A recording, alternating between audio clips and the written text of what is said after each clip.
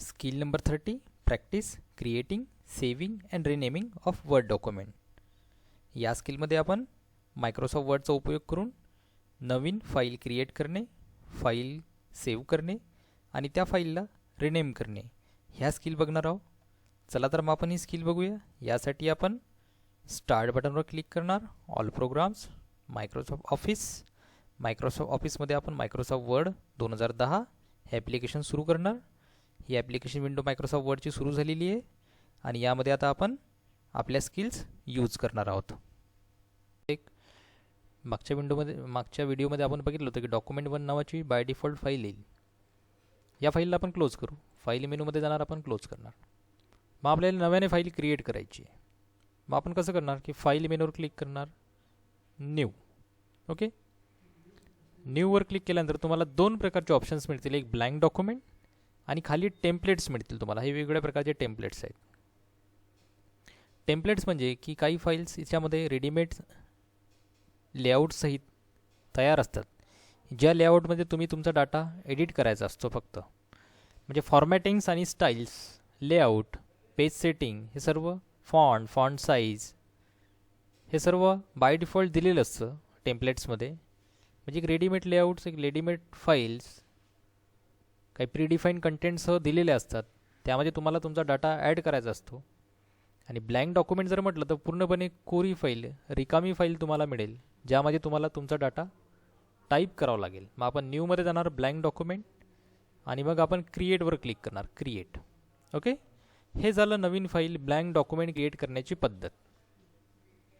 याला आपण बंद करू, फाईल क्लोज. आता आपण एखादी टेम्पलेट घेऊन बघू.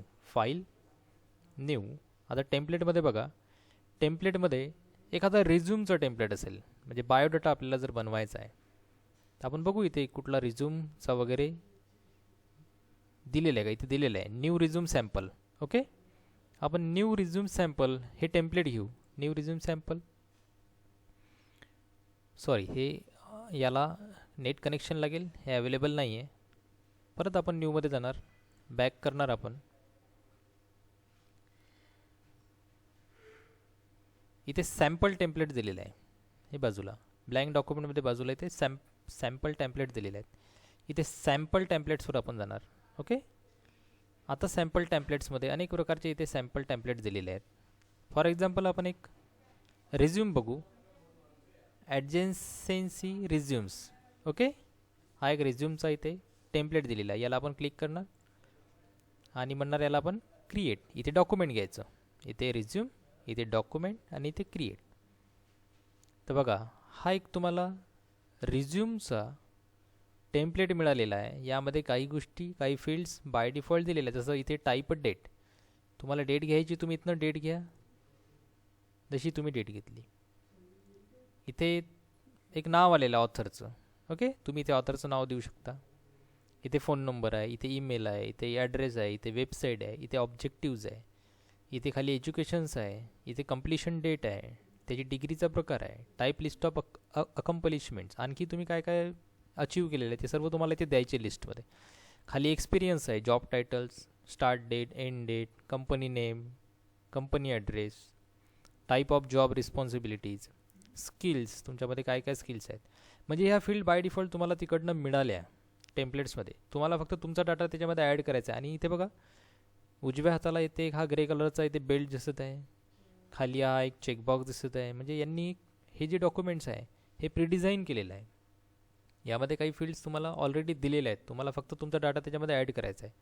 तर अशा प्रकारचे रेडीमेड कंटेंट असलेल्या, प्रीडिफाईंड फील्ड असलेल्या डॉक्युमेंट्सला आपण टेम्पलेट म्हणतो. आणि एका टेम्पलेटवरनं एकापेक्षा जास्त अनेक फाईल्स आपण तयार करू शकतो. म्हणजे टेम्पलेट हे एक प्रकारचं आपल्याला रेडी तयार करून दिलेलं एक लेआउट फाईल्स आहे, ज्याचा वापर करून आपण सिमिलर फाईल्स आणखी तयार करू शकतो. ओके, याला आपण क्लोज करू. आता आपल्याला परत नव्याने फाईलमध्ये न्यू, ब्लँक डॉक्युमेंट, क्रिएट, आपण एक डॉक्युमेंट तयार केलं. डॉक्युमेंट तयार केल्यानंतर इथे जो कर्सर दिसत आहे हा, याला आपण इन्सर्शन पॉईंट म्हणणार. हा जो ब्लिंकिंग होत आहे याला आपण इन्सर्शन पॉईंट म्हणणार. या इन्सर्शन पॉईंट्सच्या सहाय्याने तुम्ही टायपिंग करू शकता. जसं तुम्हाला इथे काही टाईप करायचं आहे, मी असं लिहिणार,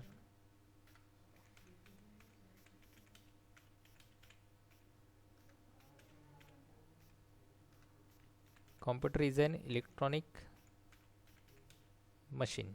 मी एक वाक्य टाईप केलं मी. ओके, हा इन्सर्शन पॉईंट पुढे पुढे पुढे पुढे सरकत गेला. ओके,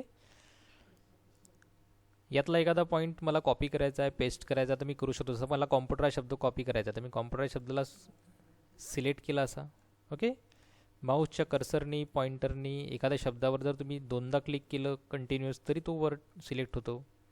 शिफ्ट दाबून सुद्धा तुम्ही ॲरो कीजच्या साहाय्याने शब्द सिलेक्ट करू शकता. जसं मी कॉम्प्युटर हा शब्द सिलेक्ट केला. याला इथे आपण जर कॉपी म्हटलं, इथे कॉपी नावाची कमांड आहे, होमवर्क कॉपी. आणि आपण इथे इन्सर्शन पॉईंटला खाली घेतला, आपण एंटर दिला तिथनं. इथे आल्यानंतर इन्सर्शन पॉईंटला जर मी इथे पेस्ट म्हटलं तिथे तो पेस्ट होईल. ओके,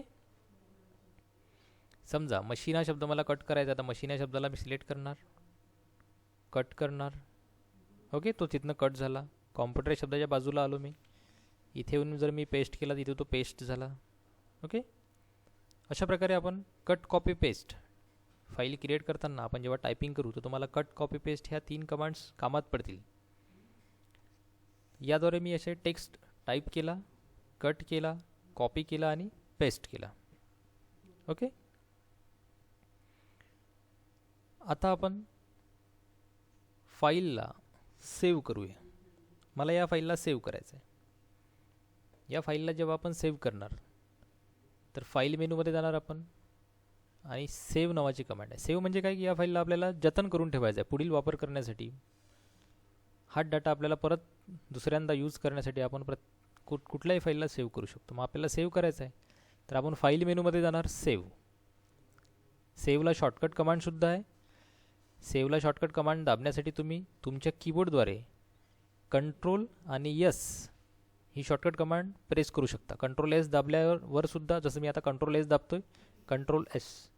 ओके, तरी सेव्ह एसची कमांड तुमच्या सेव्ह एसची विंडो म्हणजे सेव्हची विंडो तुमच्या समोर आलेली आहे. आता आपण या फाईलला जर सेव्ह करतो म्हटलं तर आपण फाईलमध्ये जाणार, सेव्ह करणार.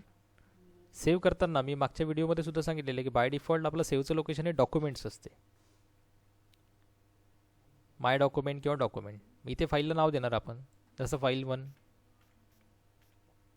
किंवा फाईल 2. ओके, फाईल 2 असं नाव दिलं मी. आणि मी तुम्हाला सांगितलं की मायक्रोसॉफ्ट वर्डच्या फाईलला एक्सटेन्शन .docx असं असते. 2003पर्यंत DOC फक्त एवढंच होतं. आता 2003च्या नंतर 7पासनं DOCX अशा प्रकारचं फाईलचं एक्सटेन्शन राहते. फाईलला नाव दिलं मी फाईल 2. डॉक्युमेंटमध्ये डॉक्युमेंट या लोकेशनवर मी सेव्ह करत आहे, याला आपण म्हटलं सेव्ह. तर ही फाईल सेव्ह झाली. आता बघा टायटल बारवर इथे नाव फाईलचं बदललं. इथे आतापर्यंत काय होतं, डॉक्युमेंट 1. आता या फाईलचं नाव काय झालेलं आहे, फाईल 2. ओके, म्हणजे या फाईलचं नाव टायटल बारवर इथे आलेलं आहे की ज्या नावाने तुम्ही फाईल सेव्ह केलेली आहे. आता ही जर फाईल बंद करायची तर आपण फाईलवर जाणार, क्लोज करणार, फाईल बंद झाली. तीच फाईल तुम्हाला परत ओपन करायची तर फाईलवर जाणार, आपण ओपनवर जाणार. ओके, ओपनवर गेल्यानंतर आपण त्या लोकेशनवर जाणार. जसं आपण डॉक्युमेंटमध्ये केलं तर लायब्ररीजमध्ये डॉक्युमेंट, डॉक्युमेंटमध्ये येते या लिस्टमध्ये आपण त्या फाईलला शोधणार. आपल्या फाईलचं नाव तर फाईल 2. ओके, फाईल 2 हिला आपण ओपन करणार. ही फाईल ओपन झाली. परत या फाईलला आपण बंद करू, क्लोज. आता हीच फाईल मायक्रोसॉफ्ट वर्डच्या रिसेंटमध्ये सुद्धा तुम्हाला दिसेल. फाईलमध्ये जाणार आपण, रिसेंटमध्ये जाणार. हे बघा रिसेंटमध्ये फाईल 2. ही फाईल आत्ताच आपण जस्ट काही वेळापूर्वी ओपन केली होती. ती फाईल रिसेंटमध्ये सुद्धा तुम्हाला पाहायला मिळेल. रिसेंटमध्ये फाईल 2 याला असं ओपन केलं आपण. ओके, आता याच फाईलला आपल्याला दुसऱ्या नावाने सेव्ह ॲज करायचं आहे तर आपण या फाईलला सेव्ह ॲज सुद्धा करू शकतो. मग सेव्ह ॲज कसं करणार आपण, सेव्ह ॲज म्हणजे एकाच फाईलच्या दोन फाईल्स, म्हणजे फाईल नंबर 2ला आपण फाईल नंबर 3मध्ये सेव्ह ॲज करूया, म्हणजे त्याच फाईलची आणखी एक कॉपी आपल्याकडे तयार होईल. मग ते कसं करणार आपण, फाईलमध्ये जाणार आपण आणि सेव्ह ॲज या बटनवर क्लिक करणार.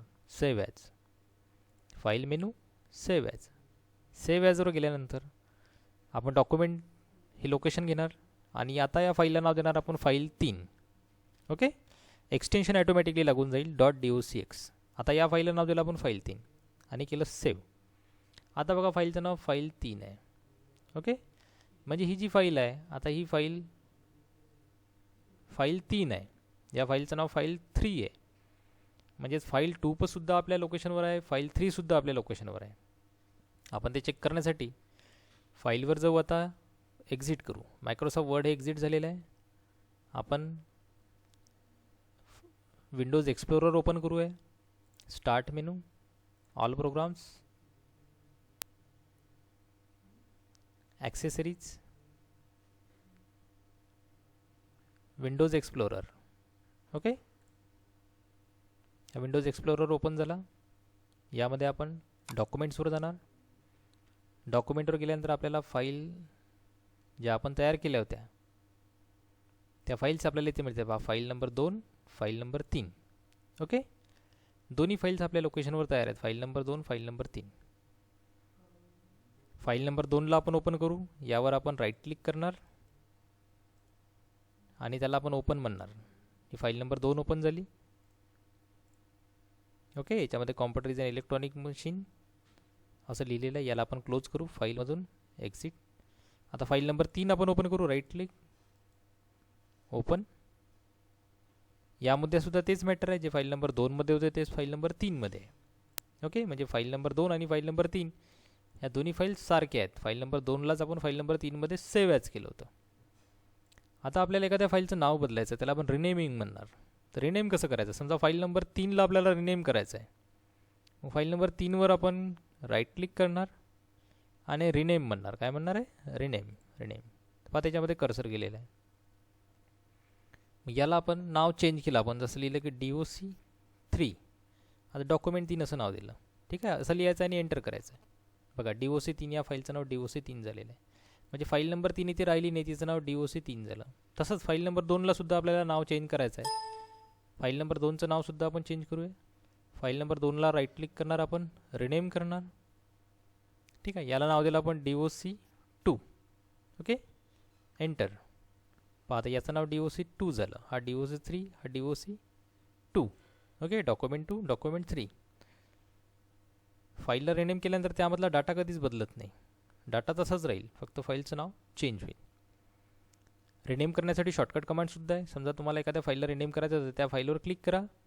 राईट क्लिक करून रिनेम न करता तुम्ही त्या फाईलला सिलेक्ट केल्यानंतर जर फंक्शन की F2 जर दाबलं, F2, हे बघा F2 दाबलं तरी त्यामध्ये तुम्हाला लिहिण्यासाठी, फाईल रिनेम करण्यासाठी कर्सर जाईल.